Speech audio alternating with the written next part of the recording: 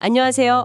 오늘 여러분이 보내주신 자료 카이스트 명강 1.4kg의 우주, 뇌 영상을 같이 좀 보려고 하는데요. 네. 흥미로운 주제죠. 마음이라는 게 도대체 뭘까? 뇌는 어떻게 움직임을 만들까? 이런 아주 근본적인 질문에서 시작하더라고요. 맞습니다. 이 강연에서 핵심만 빠르게 한번 파헤쳐보죠. 네, 좋습니다. 보통 이제 마음 하면 뭔가 되게 추상적이고 눈에 안 보이고 그렇죠. 그렇게 생각하기 쉬운데 이 강연에서는 마음은 곧 뇌의 작용이다. 이런 관점에서 딱 시작을 하죠. 네네. 그리고 더 재밌는 건 뇌가 왜 있냐, 왜 존재하냐는 그 이유를 움직임에서 찾는다는 거예요. 맞아요. 그 움직임 얘기가 저는 확 와닿았어요. 특히 그 우렁쉥이 이야기요. 멍게요, 멍게. 네. 우렁쉥이. 스스로 뇌를 막 소화시킨다고 해서 좀 충격이었는데. 그렇죠. 그 우렁쉥이 이제 어릴 때는 주생일 때는 올챙이처럼 막 헤엄쳐 다니거든요. 네. 그때는 뇌랑 신경계가 있어요. 움직여야 하니까. 아하. 근데 이제 자기가 살만한 바위 같은데 딱 달라붙어서 정착 생활을 시작하면 더 이상 움직일 필요가 없잖아요. 그렇죠. 이제 붙어 살 테니까. 네, 그러면 에너지를 아끼려고 스스로 자기 뇌랑 신경계를 그냥 흡수해서 없애버리는 거죠. 와, 잠깐만요. 그러면 우리 뇌처럼 이렇게 복잡한 기관도 그 시작은 단순히 움직이기 위해서였다. 이렇게 볼 수도 있는 건가요? 생각이나 감정 이런 고등 기능이 아니라요? 네, 그럴 수 있다는 거죠. 상당히 좀 급진적인 관점일 수도 있는데 적어도 생존과 번식에 필요한 그 움직임을 조절하는 게 뇌의 가장 원시적인 기능이었을 수 있다는 뭐랄까 강력한 증거로 보는 거죠.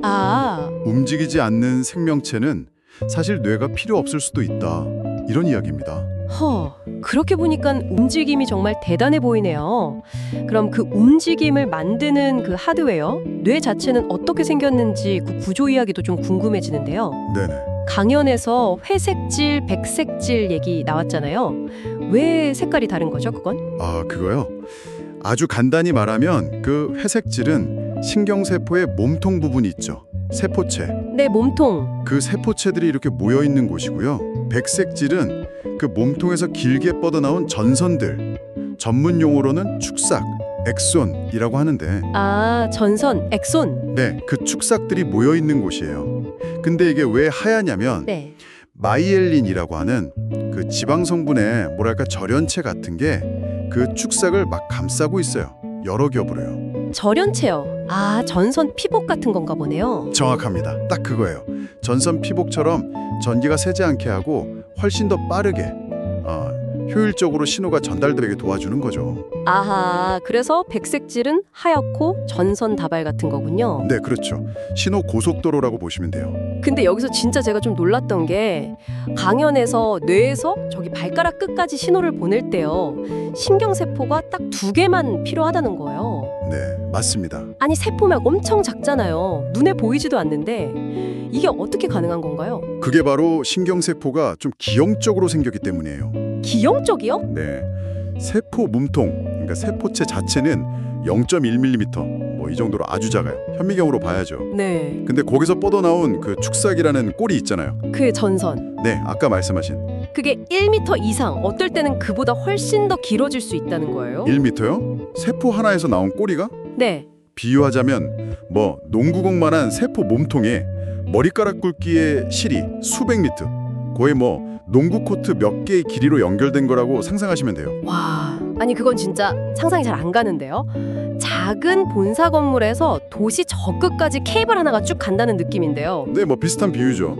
그래서 우리 뇌에서 예를 들어 허리 척수까지 아주 긴 신경세포 하나가 쭉 내려오고요. 네. 그 척수에서 발가락 근육까지 또 다른 아주 긴 신경세포 하나가 연결되면 딱 2단계, 2개의 세포만으로 머리에서 발끝까지 명령이 전달되는 거죠. 와, 진짜 효율적이네요.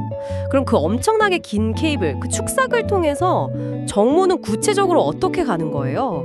그것도 전기 신호인가요? 맞습니다. 기본적으로는 전기 신호예요. 활동전이라고 부르는데요. 활동 전위? 네, 핵심은 이게 all or none 방식이라는 거예요. 우리말로 하면 전부 아니면 전무 방식. 전부 아니면 전무. 그건 뭐죠? 그러니까 신경세포가 자극을 받잖아요. 그러면 일정 수준, 어떤 문턱값 이상이 되면 무조건 최대치의 전기 신호를 빵 하고 터트리는 거예요. 약하게 보내고 이런 게 없군요. 네, 없어요. 그냥 안 보내거나 보내면 최대로 0 아니면 1, 디지털 신호랑 비슷하죠. 오, 명확하네요. 이 전기 신호가 그 긴 축삭을 따라서 마치 파도처럼 쫙 하고 전달되는 겁니다. 그렇군요. 명확한 디지털 신호가 파도처럼 간다. 흥미로운데요? 그럼 그 신호가 다음 세포로 넘어갈 때는요? 계속 전기로만 가는 건 아닐 것 같은데. 시냅스라는 데서 뭔가 일어난다고. 네, 맞아요. 시냅스. 거기가 이제 환승 지점이죠. 환승 지점. 네. 신경세포랑 다음 신경세포 사이에는 아주 작은 틈이 있어요. 눈에 보이지 않을 정도로. 그게 시냅스인데요. 네. 전기 신호가 축삭 끝까지 딱 도달하면 이번에는 그 틈으로 신경 전달 물질이라는 화학 물질을 분비해요. 화학 물질, 뭐 도파민, 세로토닌 이런 거 말씀하시는 거죠? 네, 바로 그런 것들입니다. 그 화학 물질이 다음 세포에 있는 수용체에 가서 딱 달라붙으면 그 다음 세포에서 다시 전기 신호가 빵 하고 발생하는 거예요. 아하, 그러니까 전기 신호가 왔다가 시냅스에서는 화학 신호로 잠시 바뀌고 그게 다음 세포를 자극해서 다시 전기 신호로. 정확합니다. 전기, 화학, 전기 이런 식으로 신호가 전달되는 거죠. 이야, 복잡하면서도 되게 체계적이네요. 네. 그리고 정말 중요한 건 이 시냅스에서의 연결 강도가 변할 수 있다는 거예요. 연결 강도요? 네. 자주 사용하고 강하게 자극이 오면 이 연결이 더 강해지고 효율적으로 변해요. 반대로 잘 안 쓰면 약해지고요. 이게 바로 우리가 뭔가를 배우고 기억하는 과정의 어떤 물리적인 실체라고 볼 수 있습니다.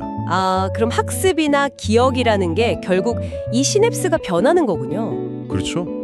시냅스의 변화가 곧 기억이고 학습인 셈이죠. 와, 오늘 진짜 기본적인 내용인데도 새롭게 다가오는 게 많네요.